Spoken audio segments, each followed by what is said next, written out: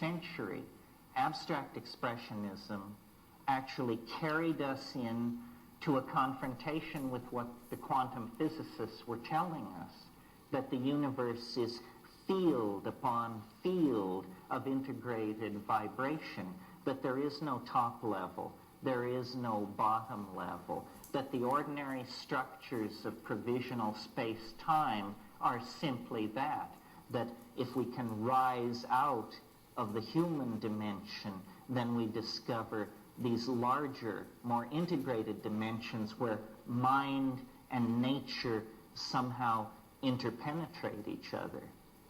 A vision like that, a coherent vision, has yet to announce itself here in the post-history, pre-apocalypse phase of things.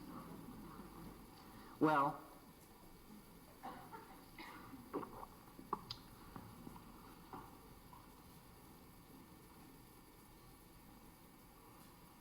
I guess I have a kind of reactionary side when I think about the creative endeavor. I believe that the psychedelic experience, as encountered by each of you in the privacy of your own mind, or as encountered by a pre-literate society somewhere in the world, that psychedelic experience is in a way the Rosetta Stone, not only for understanding the encryption that our own lives represent each to ourselves, but it's also a Rosetta Stone for uncoding the historical experience. Art is this endeavor to leave the animal domain behind, to create another dimension orthogonal to the concerns of ordinary history. And this orthogonal domain, to my mind, is glimpsed most clearly in the psychedelic experience. The psychedelic experience shows you more art in an hour and a half than the human species has produced in 15 or 20,000 years. Now, this is an incredible claim. This is why I make it. The energy barrier which separates us from this tremendous repository of transcendental imagery is very low. You know, it's a matter of a little personal commitment and the substances which make the transition possible. The perturbation of brain chemistry is easily done.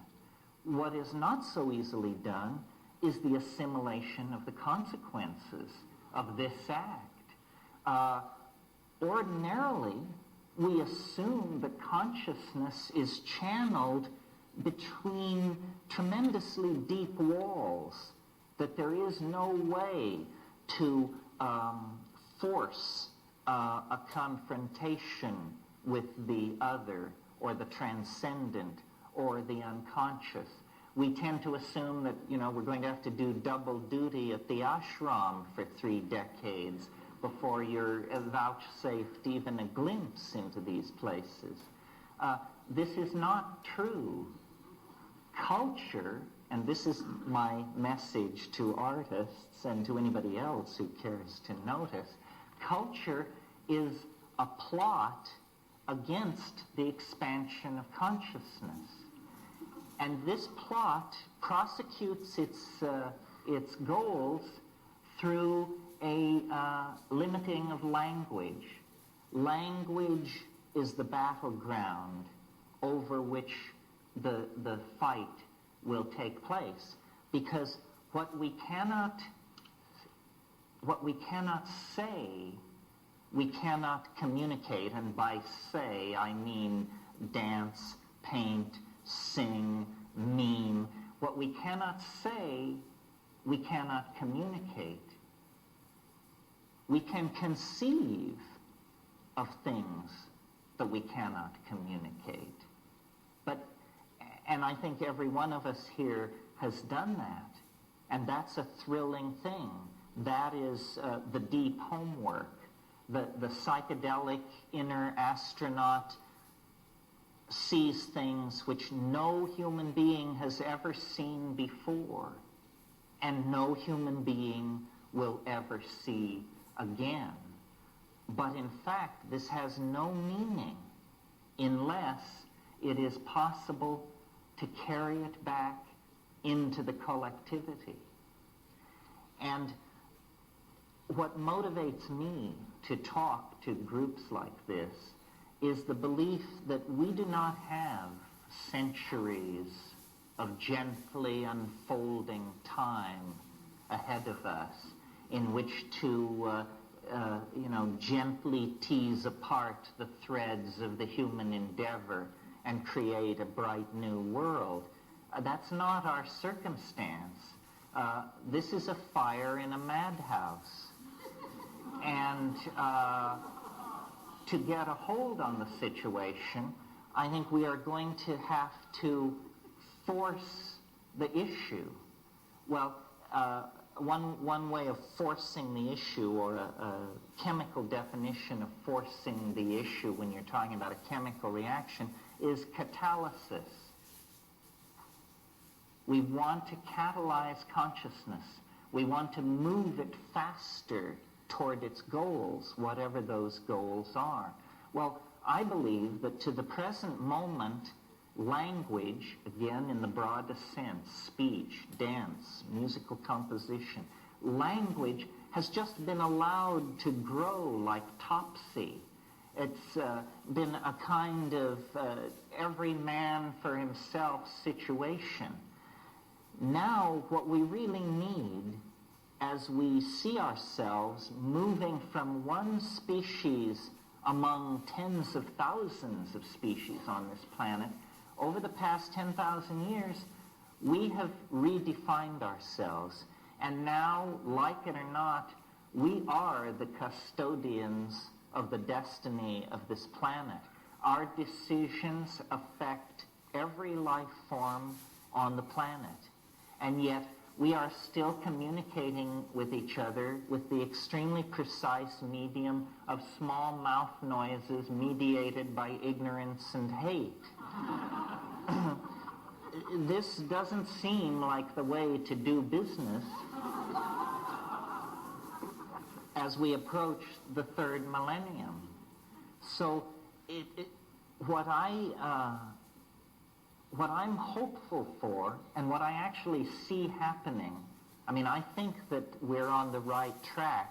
The birth of a new kind of humanity is going to take place, but there are still a lot of decisions to be made.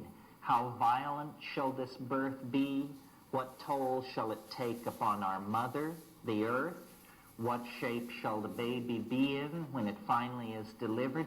These are the decisions that artists can mediate and control. Most people are afraid of the unconscious. This is why, you can have a psychedelic compound like DMT, which is very much like ordinary brain chemistry, appears completely physiologically harmless, only lasts 10 minutes, extremely powerful, and generally in this society you have no takers. This is because there has been a failure of moral courage. And the failure of moral courage is perhaps most evident in our own community, the community of the artists. In a way, it's the poets that have failed us, because they have not provided a song or sung a vision that we could all move in concert to. So now we are in the absurd position of being able to do anything, and what we are doing is fouling our own nest and pushing ourselves toward planetary toxification and extinction. This is because the poets, the artists, have not articulated a moral vision. The moral vision must come from the unconscious. It doesn't have to do, I believe, with these post-meaning movements in art, deconstructionism, and this sort of thing.